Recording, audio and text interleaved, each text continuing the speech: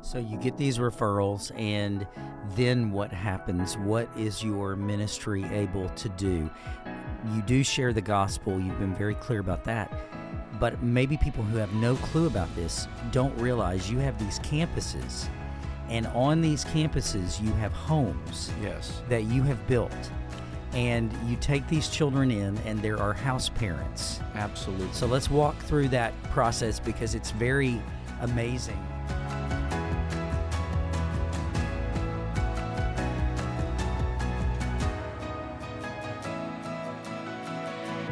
And welcome once again to another edition of Footnotes. Pastor Mark here, and today I'm excited because I have my friend and my pastor and my brother in the studio with me today, Tim Lampley. Yeah, I'm really glad Welcome to be back. here. This is your second time on Footnotes. I know. I feel like a celebrity, honestly. You are a celebrity, and today we want to hear about all your celebrity movements and what you've been doing in your pastime. We had you on talking about 40 years of ministry a couple of months ago, but what we want to do today is talk about where God has led you since you left Broadway and how God is using you and how that can be a ministry to the church and other people. So we're going to be talking about the Baptist Children's Village and Tim Lampley's involvement. And so, Tim, we're going to talk about what is the Baptist Children's Village. Is that like a village where all Baptist kids go, where they learn how to sit in Sunday school and well, and no. go into immersion? We all immerse them and into water, and this is where all good Baptist children go. Gosh, they you go just to made Baptist. It sound like such a cult. I'm telling you. Well, Catholics have CCD, and Lutherans and Episcopals have catechism, and we have Baptist Children's Village, where all children go. No, not really. We're going to talk about what is really, honestly, truthfully, the Baptist Children's Village. We're going to talk about how Tim got involved. His story is unique. And then how you can be involved and be part of the ministry. So, brother, let's jump in. What is the Baptist Children's Village? There you go. You'll get it straight here before the broadcast is over. Yeah. So the Baptist Children's Village, by the way, we've been in existence now for 127 years. Now, not you personally. No, I'm not that old. Yeah, I know I okay. look that old to some, but I'm not. But in 2022, we celebrated 125 years. So this year, we're entering our 127th year of service. We really started out very modest, as you might imagine, a pastor with a burden for children, and so it started very, very small. For a time, it was a very one place in Jackson, Mississippi, very institutional, but all that changed, and now we have 7 campuses across the state, from south to north, and 7 campuses. We have a total right now. We're caring for 51 children. Wow. Our mission, Pastor Mark, in a nutshell, is very simple: to share the gospel of Jesus Christ with at-risk children and their families. And we do it in a variety of ways. But the bottom line is we want to care for these kids who are so vulnerable. And they need the Lord primarily, but they also need food and shelter and clothing and love. And I'll tell you, of course, James tells us in his wonderful little book that loving orphans and widows is very close to the heart of God. And we understand that passage not to mean orphans and widows exclusively, but for those who are the most vulnerable in our community. And I would just say, as it was in the first century, orphans, children without parental care, are still some of the most vulnerable people in our country. Now, this ministry, taking these children in, here would be like a question that would pop into my head if I didn't know anything about this. Where do these children come from? Are they all parentless, or do they have parents? There's probably a variety of answers to that. So as we just explore what is this Baptist Children's Village, first of all, like, where do you find the children that come? Are they given to you by the state? It's a great question. Understand? Or do churches say, hey, I got this kid, and, couple ways. And so we tell people that, first of all, as a child care agency, by the way, which is completely Christ-centered, we really take our children or get our children from two primary resources. One, we call it personal referral. That means you as a pastor, for example, if you're out in the community or even here in our own local church, if you know of a family that's struggling and they need a safe place for their children while they try to reboot their family life or reboot their personal life, you as a pastor can contact the Baptist Children's Village and say, hey, I've got a family in need. And so we take a lot of children from personal referral, but we also work hand in hand with Child Protective Services. Now, we're licensed with them. That means we can take their referrals. We take no money from CPS. We take no money from the federal government or the state government. If we did, we would come under a whole lot of rules and regulations that we don't want to place ourselves under as a Christ-centered organization. And by that, just to be clear, some of those rules and regulations would be you're not Christ-centered. That's right. You're not going to share the gospel. And so you're not trying to do anything that's not healthy or safe. I just want to be clear on that. Right. No, it specifically would mean that would really, really hinder us from being free to share the gospel, because in these, the times that we're living in, if we come under a funding situation, we would have to operate under a state or federal guideline that, quite frankly, as a Christian organization, we want autonomy from that. So no, it's all very healthy, but we do want to continue to remain true to our mission to share the gospel with these precious kids. So we get our kids from personal referrals and from Child Protective Services. And by the way, let me make a real quick point, because you mentioned it. Do our children have parents? Most of them have parents, quote unquote. What they don't have at the time they come to us are parents who are capable of caring for their children in a way that would keep their children safe and healthy. So, so much of our caretaking happens when a person's life or a person's family breaks down because of perhaps alcohol or drug abuse or sexual abuse, something that has happened to so interrupt the flow of family life that the kids are no longer safe. So most of our kids have biological parents still living, but not really able to be with them at the current moment. We hope and pray and actually work towards reunification with their parents or guardians if that's possible. But, sometimes we just have to face the very difficult reality. It's not possible all the time. So you get these referrals, and then what happens? What is your ministry able to do? You do share the gospel. You've been very clear about that. But maybe people who have no clue about this don't realize you have these campuses, and on these campuses you have homes that you have built. And you take these children in, and there are house parents. Absolutely. So let's walk through that process, because it's very amazing. And, I told you this when you were telling me about what you were doing, and I had moved back to the area. I started thinking, and I said, now, wait a minute. When I was in the Baptist Student Union at Ole Miss, every Tuesday we would go down to this place in, I thought it was like Water Valley or somewhere like Water that. Valley. We would go down there, and there were 3 or 4 houses on a hill with a pond. That's right. And we would mentor these little kids that were there. And you said, that's us. That's the Baptist Children's Village. And I'm thinking, okay, well, I was there like 30 years ago. Mm-hmm.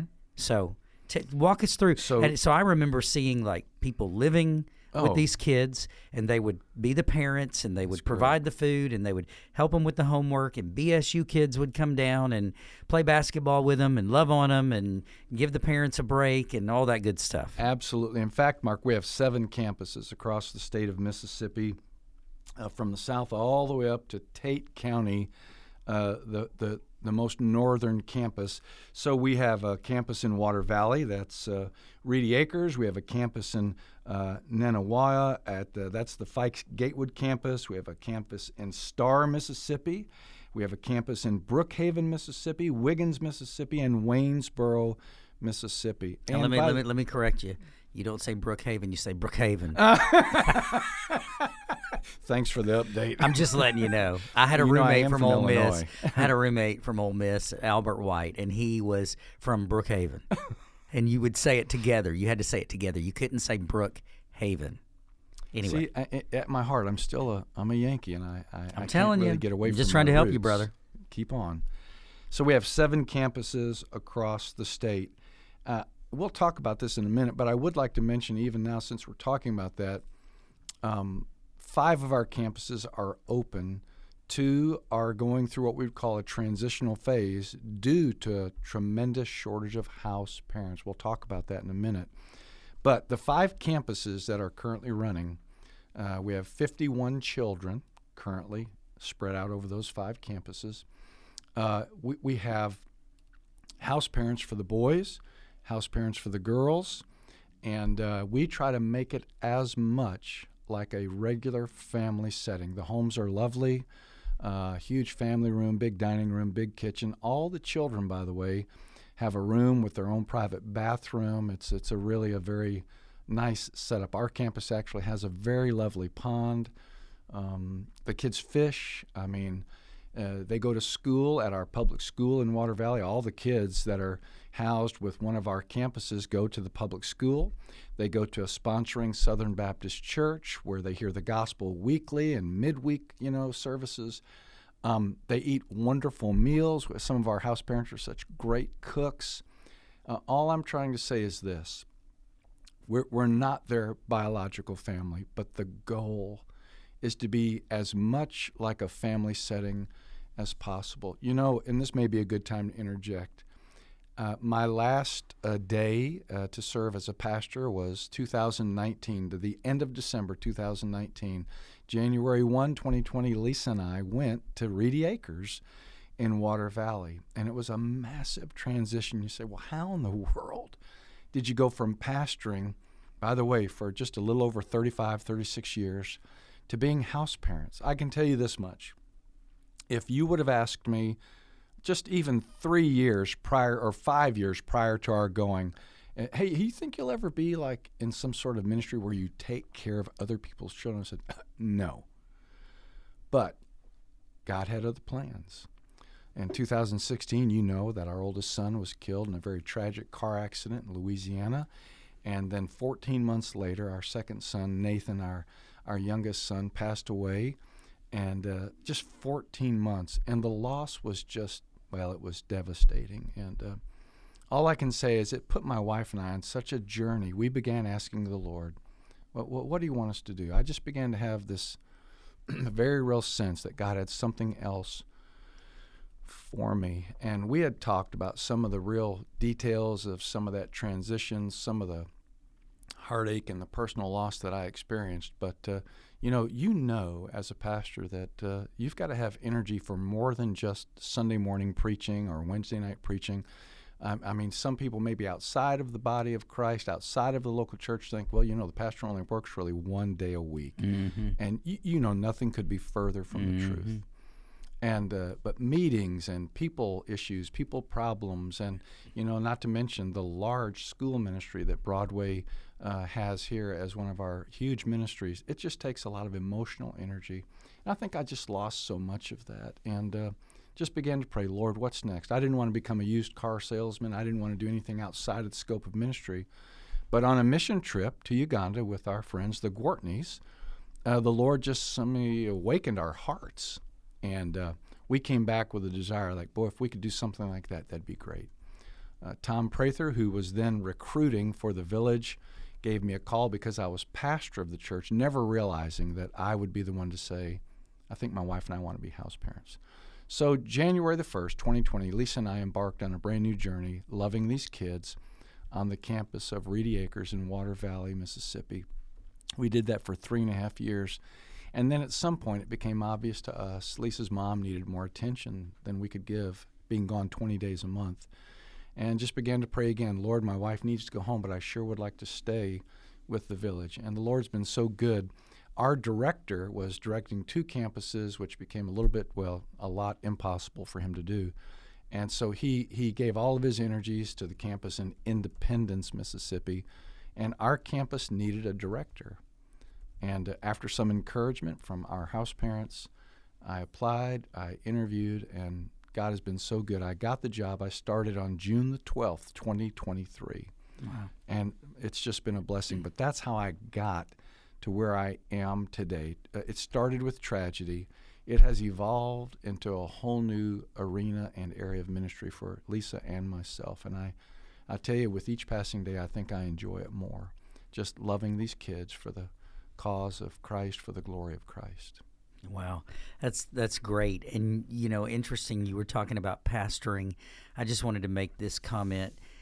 Recently, a pastor in Hot Springs, Arkansas, was announcing his retirement. John McCollum is his name. I don't know him, but he made a great point, and other pastors picked this up, and it became kind of a Instagram phenomenon, this little clip that this pastor said in his retirement. And he's 60-something years old, and he said, look, here's the truth. I've still got some preaching juice left, and I want to keep preaching. He said, I've got, some ministry juice left, but the leadership juice that it's going to take to lead and to, motivate and do that, I'm out of that, and I just need to retire. God's got something else for me, but I'm out of that juice. And that was so powerful. And one pastor picked that up. I won't say his name. And he was like, guys, this is how it's done when you get ready to retire. Pastors never retire. They just re-engage. But it doesn't mean you have to still have the juice to lead a church. Right. And I think that's what you're saying. I'm not out of juice of preaching. I'm not out of juice of ministry. I'm just out of juice of leadership right now. Absolutely. Well, something that large, the scope of a church the size of Broadway's, I still get to preach. I'm so thankful for that. And then, I lead, but it is on a much smaller scale, but I'm still leading now as our campus director, what we call our cottage team, all the adults. I'm privileged to lead a group of men and women who are just some of the best people on the planet as they give themselves to be parents on that campus, and our case manager, my assistant. I'm telling you, man, just some great, great people who love Jesus and love these children. So yes, I did not want to jump out of the ministry boat. I just needed another seat in the boat where I could be involved for the gospel and serve the Lord, but in a much different capacity. By the way, I know most of the folks know that I pastored Broadway. And I just want to say again, I'd like to take every opportunity to say, what a unique opportunity for me and my wife to still be members at Broadway and it be such a seamless and wonderful relationship. And I'm so privileged. Yeah. I get emotional. I'm privileged to call you pastor. We're thankful for you, brother. And I'm thankful for the relationship. And this is the way it ought to be. Yeah, it should be. I know it's not all over. In fact, we may be somewhat of a very unique situation, but I will tell you, we are honored. I love what the Lord's doing at this church. I sit back and watch, and I'm saying, Lord, thank you. And just to feel the life and just what the Spirit of God is doing right now at Broadway, to me, is utterly amazing, and we delight in it. And I mean that. What a great staff, what a great team you have. Yes. We couldn't be happier or more proud of what God's doing right now here at Broadway. And I mean this. I thank you personally for your leadership and your friendship. Well, thank you. Thank you for sticking with us, hanging in there, and encouraging me, because you are an encourager, and I'm so thankful for that. Great. So we're blessed, brother. We're blessed. So back to Children's Home, I just want to say this. So you take these kids in, you love them, you provide for them a stable family. Let's talk real quick about this, because you've shared not names, not anything personal, but just ways to pray over the last couple of years. And I remember you telling me a story of a kid who was just waiting on mom or dad to come visit.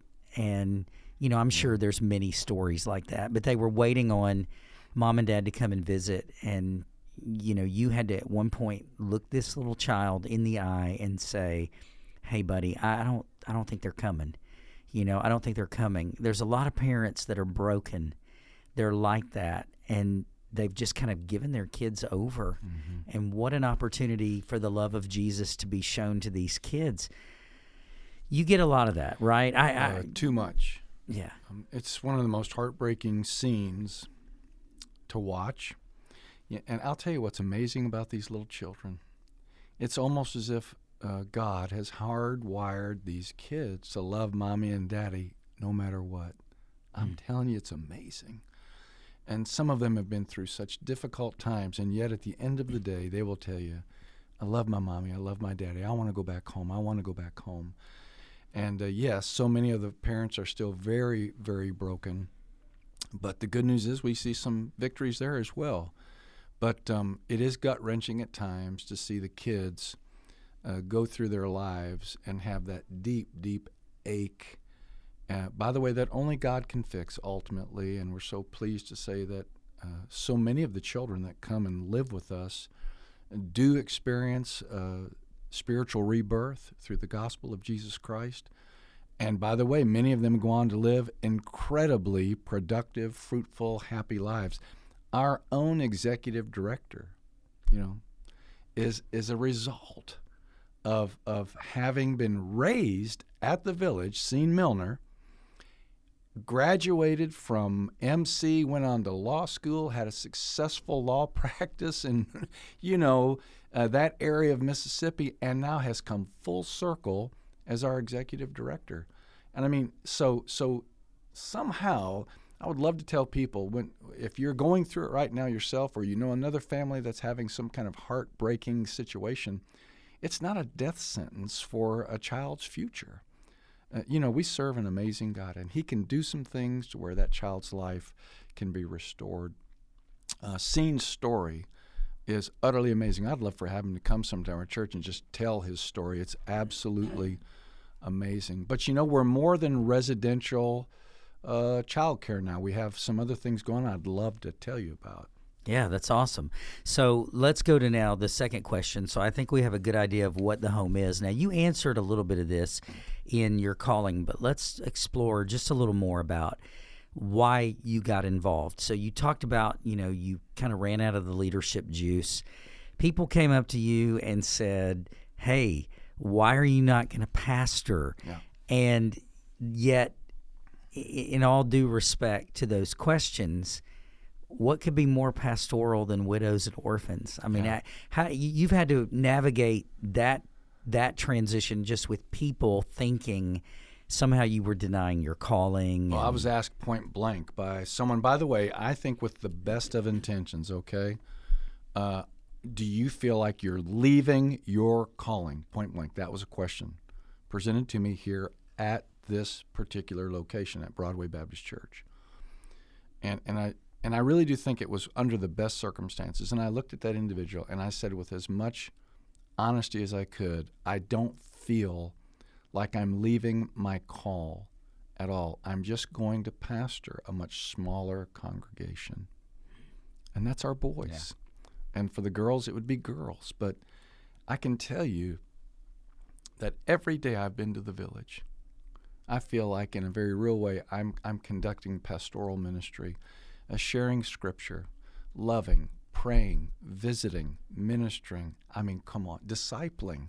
No, I don't feel like I left my call. And that's one of the things I wanted to be sure that when I felt like I'd run out of that leadership juice, I didn't want to jump ship, so to speak, and just go out and do anything I could to make a living, to make ends meet. I just didn't want that.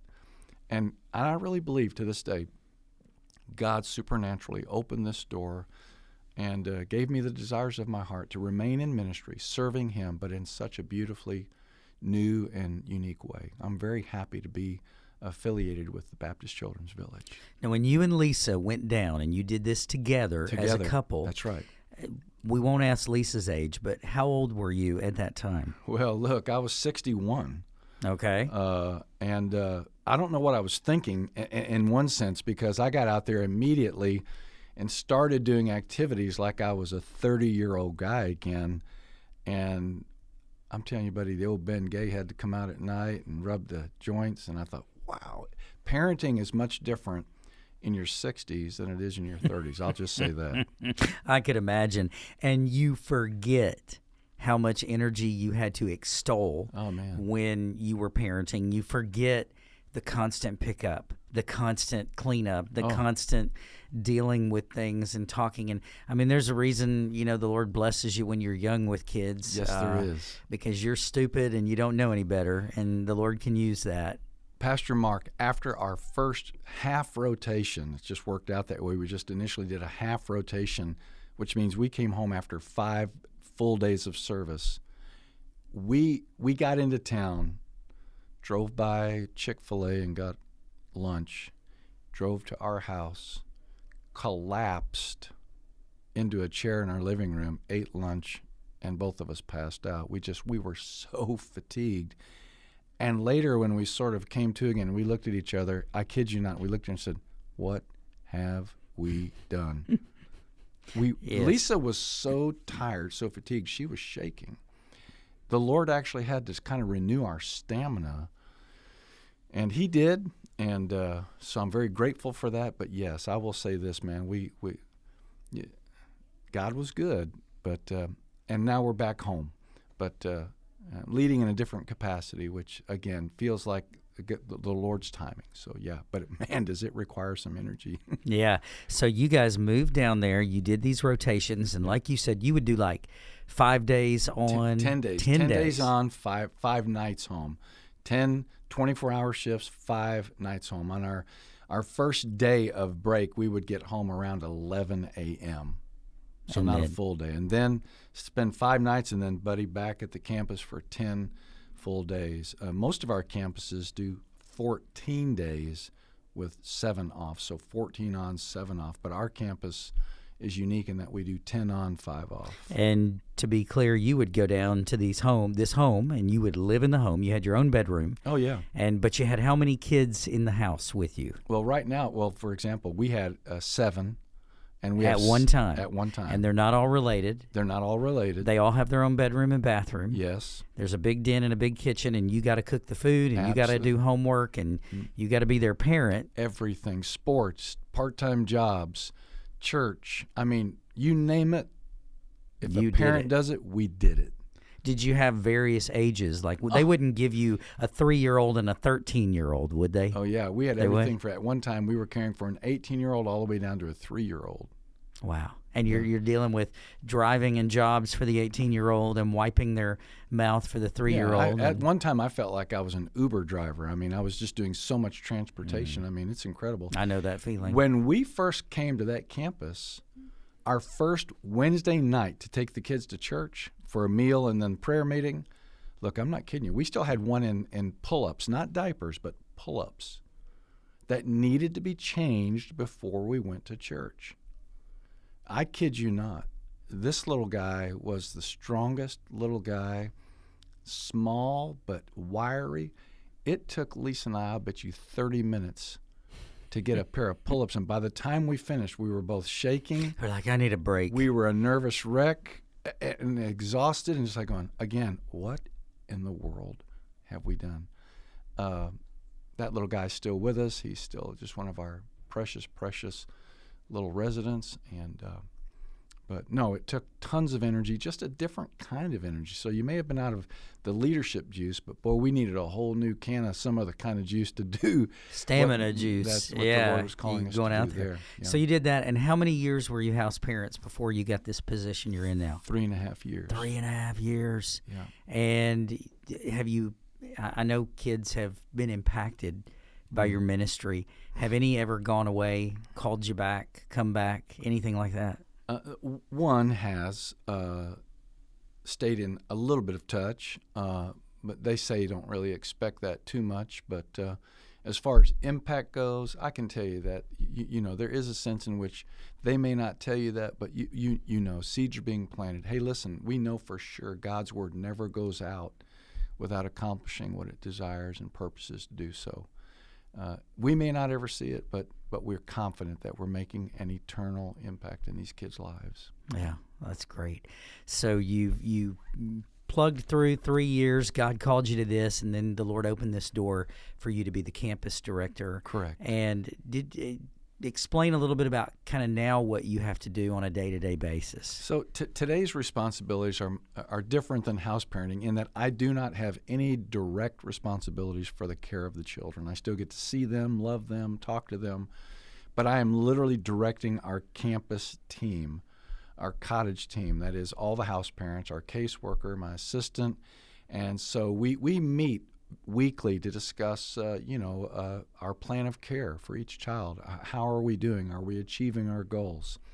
I have become the leader of our adult team, staffing, scheduling, priorities for our campus. I have to take care of. We've got about a 65-acre campus there that I'm responsible for, the buildings, the grounds, and things of that nature. I'll be meeting next week with a volunteer group that is going to come when the weather warms up some to probably paint a barn and maybe re-roof a pavilion. We've redone all of our house parent rooms since I've been there on the campus as their campus director. We've just made all kinds of improvements. We're going to continue to do that. And then, honestly, one of the things that I think now is sort of a change because of our executive director, Sean Milner, wants campus directors to be kind of the face of the campus. Get out in the community. Get out and meet pastors and business people and let them know what the village is doing. I really mean this. At some point, the village all across the state has been the best kept secret in Mississippi, and we want to change that. Mm-hmm. Yeah, absolutely. And when you, again, telling me about it, I thought, I've been there. And I remember specifically there was, when I was there, this is 30-something years ago, mid-90s, there was a family, 3 boys, and one was, 13, one was 11, and then there was this cutest little one, Cody, and he was probably 4, and he and I just connected. And every week that I would come, I would play with him outside, hang out with him. His brothers would sometimes come and join us, and it was just heartbreaking because they had a dad who didn't want anything to do with them.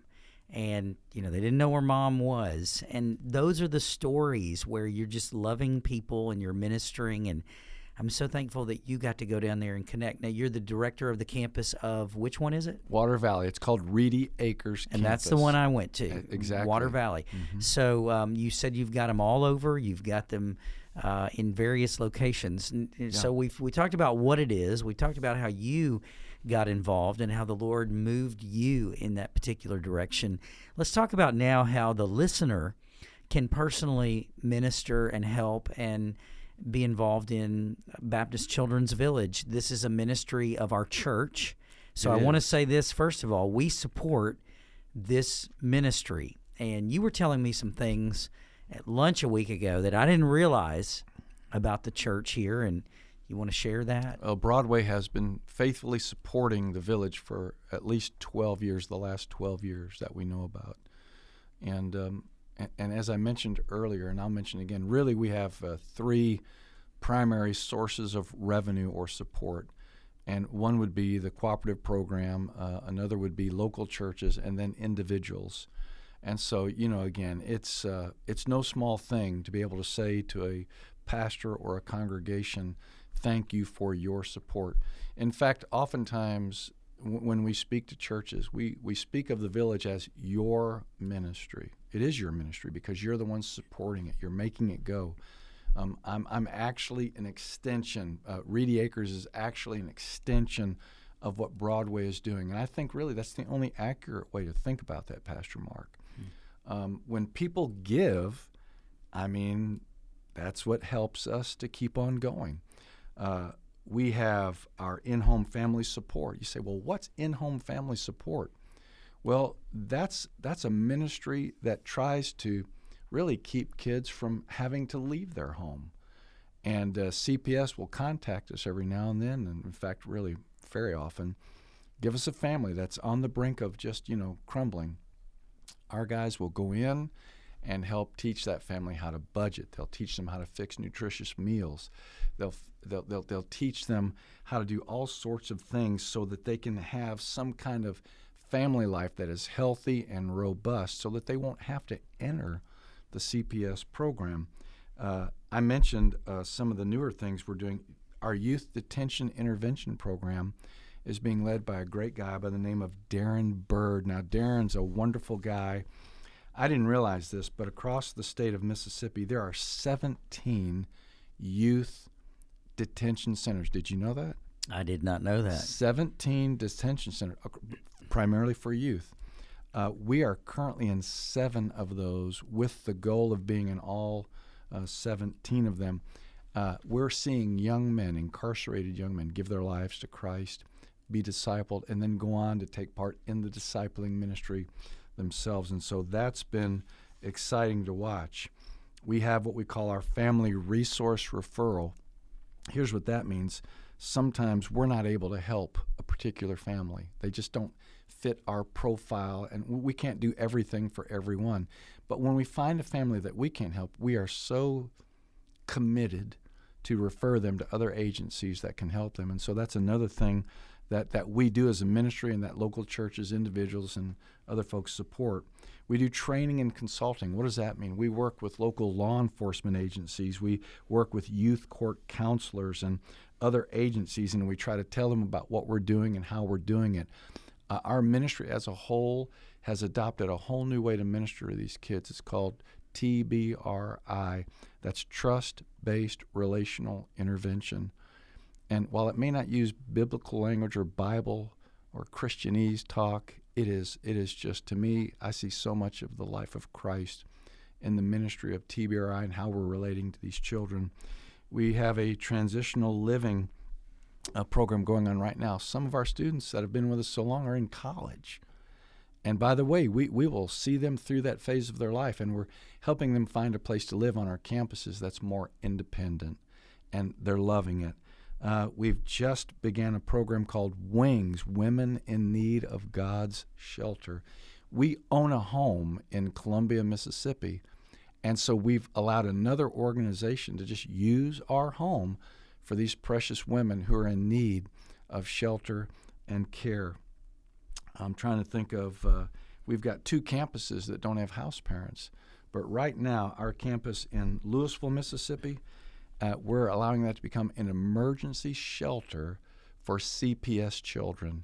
Now remember, we're not funded by CPS. We don't receive any money from CPS, but we are partnering with them. We are licensed with them to serve them. But I don't know if people are aware of this. There are so many children in need of just housing, a safe place, and families can't take them. Many of our kids in the state are being housed in hotels, motels. It's a terrible situation.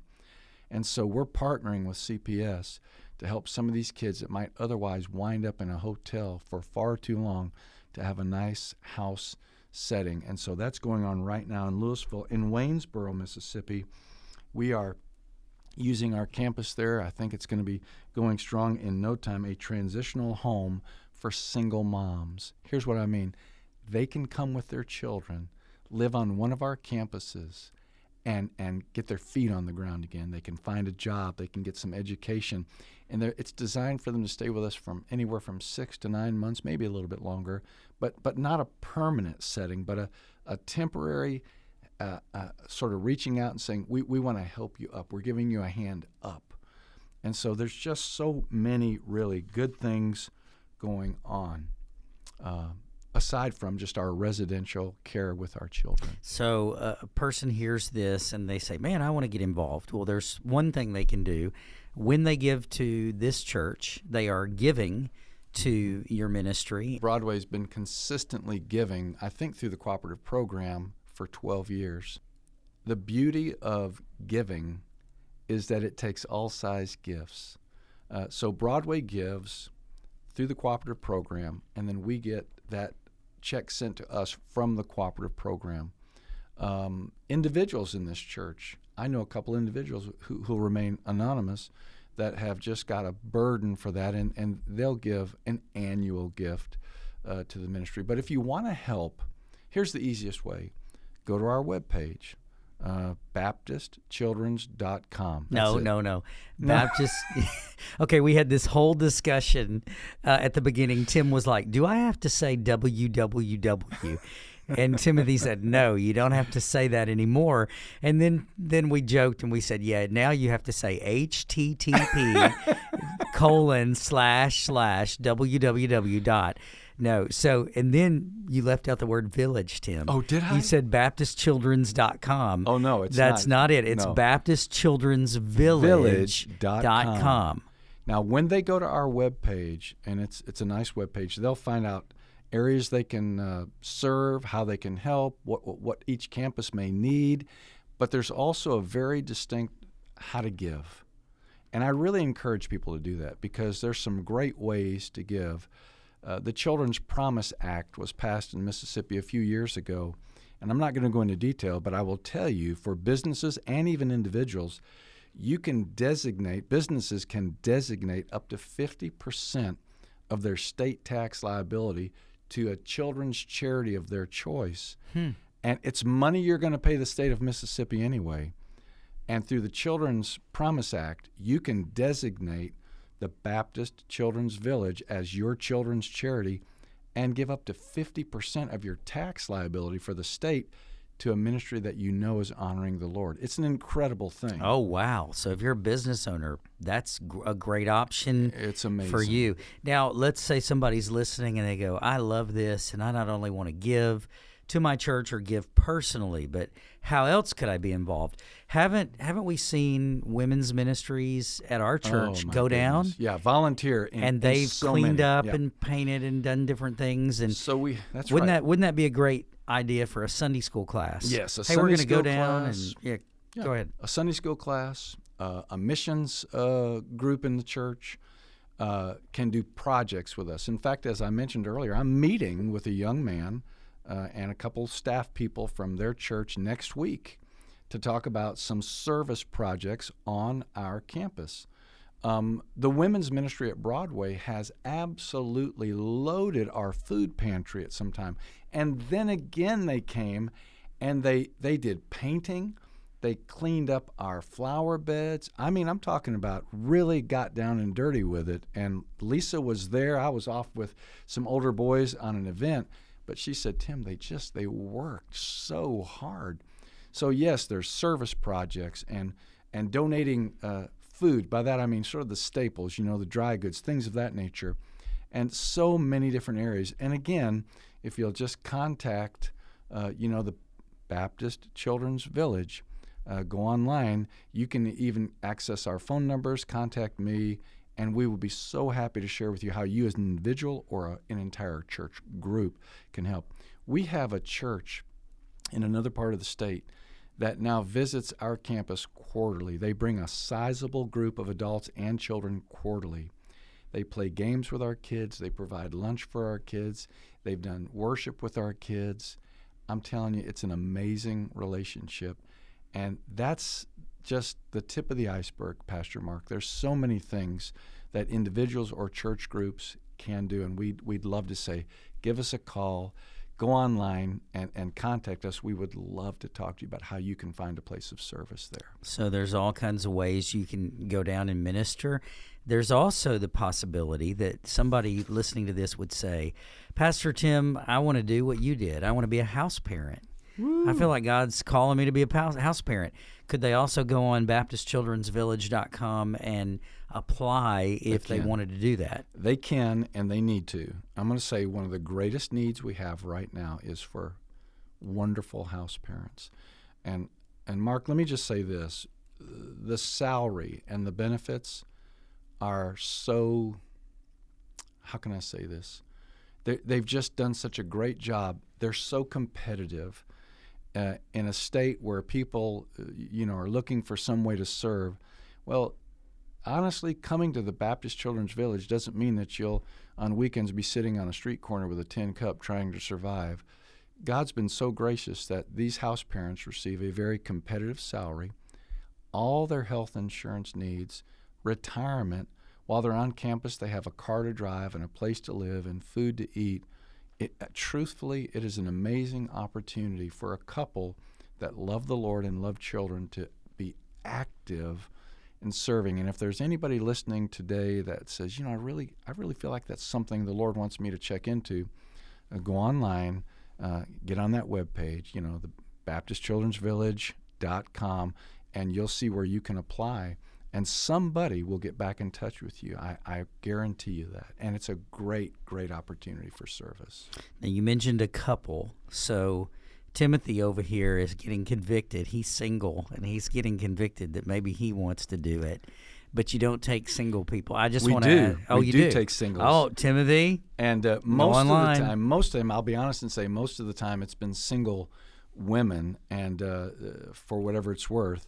But we do have room for singles, and again, I would never say don't apply. Just apply and see what the Lord wants to do. But we have some single ladies that are a very valuable part of our house parenting team right now. We actually need some people to be what we call floating house parents, to give our full-time primary house parents some relief from time to time when they need a vacation, or if they're sick or their spouse is sick. And sometimes, you just got to have relief. And so we need some parents, house parents, that can float and go from place to place and not be tied down. You could serve literally all over the state of Mississippi in that capacity. You may be retired, but young enough and full of energy that you might want to do that. And again, that is a huge, huge need for our ministry. So many opportunities, and age is not an issue because you were 61 when you went. So somebody out there goes, man, I'm looking to re-engage and do something different in my life. This would be the opportunity to do that. I think so. And again, I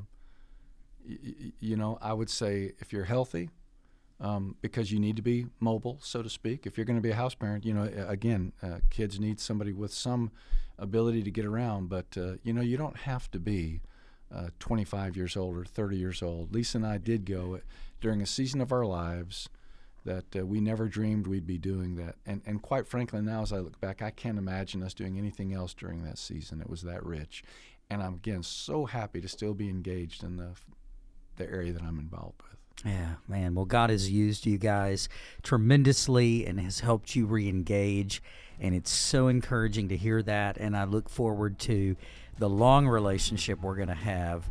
Broadway and Baptist Children's Village, what a great opportunity in ministry for us. So I'm so glad you got to come tell the story today. Maybe somebody out there will hear it, and we'll spread and disseminate the news, and they'll learn more and be encouraged. Amen? Thank you so much. Amen. Amen. And on that note, we will end this edition of Footnotes. Thank you, Pastor Tim. Thank you. You're going to have to come back, and we're going to have to tell more stories and have more laughter. This was more serious, but we're going to have some pretty good stories that we tell in ministry.